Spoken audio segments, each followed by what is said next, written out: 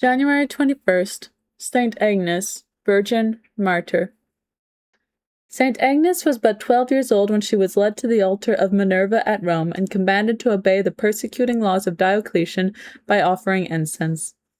In the midst of the idolatrous rites, she raised her hands to Christ, her spouse, and made the sign of the life-giving cross. She did not shrink when she was bound hand and foot, though the gyves slipped from her young hands and the heathens who stood around were moved to tears. The bonds were not needed for her, and she hastened gladly to the place of her torture.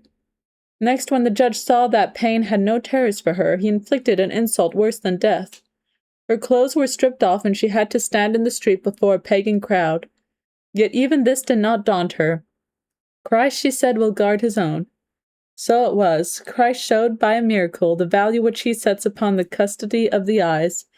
Whilst the crowd turned away their eyes from the spouse of Christ as she stood exposed to view in the street, there was one young man who dared to gaze at the innocent child with immodest eyes.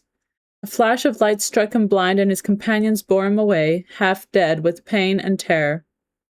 Lastly, her fidelity to Christ was proved by flattery and offers of marriage. But she answered, Christ is my spouse, he chose me first, and his I will be.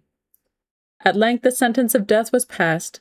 For a moment she stood erect in prayer, and then bowed her neck to the sword. At one stroke her head was severed from her body, and the angels bore her pure soul to paradise. Reflection. Her innocence endeared St. Agnes to Christ, as it has endeared her to his church ever since. Even as penitents, we may imitate this innocence of hers in our own degree.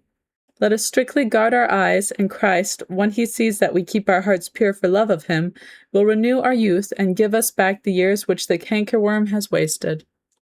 Ave Maris,